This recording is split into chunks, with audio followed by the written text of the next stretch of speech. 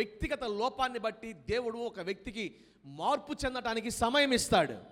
నేను మరలా చెప్తున్నాను, ఒక వ్యక్తి జీవితంలో వ్యక్తిగత ఆధ్యాత్మిక జీవితంలో లోపం ఉంటే దాన్ని మార్చుకోవడానికి దేవుడు సమయం ఇస్తాడు, వేచి చూస్తాడు. దేవుడు ఎన్ని సంవత్సరాలైనా, మోషే కనుక 80 సంవత్సరాలు వేచి చూచాడు. మోషే ఒక పరిపూర్ణుడు కావాలని, తన చిత్తం నెరవేర్చగలని స్థితిలోకి రావాలని 80 సంవత్సరాలు తన వ్యక్తిగత లోపాల విషయంలో వేచి ఉన్నాడు. కానీ అక్కడే ఉంది అసలు, ఇది గమనించండి. కానీ సేవ పాడైపోతుందన్నా, ఆత్మీయులు పాడైపోతారన్నా, దేవుడి నామానికి అవమానం కలుగుతుందన్నా, సేవా సంబంధమైన విషయాల్లో ఒక్క తప్పు చేసిన దేవుడు ఎన్నటికీ ఊరుకోడండి. ప్రజలందరూ 8వ దినాన తన బిడ్డకు సున్నతి చేస్తామంటే, మోషే తన కుమారుడికి 8వ రోజున సున్నతి చేయలేదని సత్రంలో మోషేను దేవుడు చంపజూచినన్న మాట రాయబడి ఉంది. చంపడానికి కూడా వెనక్కి తీయలేదండి దేవుడు.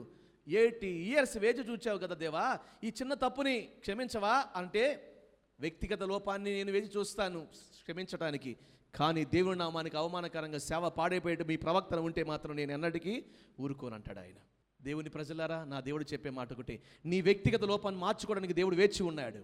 దావీదు వ్యక్తిగత జీవితంలో జరిగిన ఆ పాపాన్ని మార్చుకోవడానికి సమయం ఇచ్చాడు. దేవుడు సమయం ఇచ్చాడు. నేను అంటాను, పాపములో కూడా కృప చూపుతూ దావీదుతో అంటాడు కదా, నా కృప ఎన్నటికీ నిన్ను విడిచిపోదు.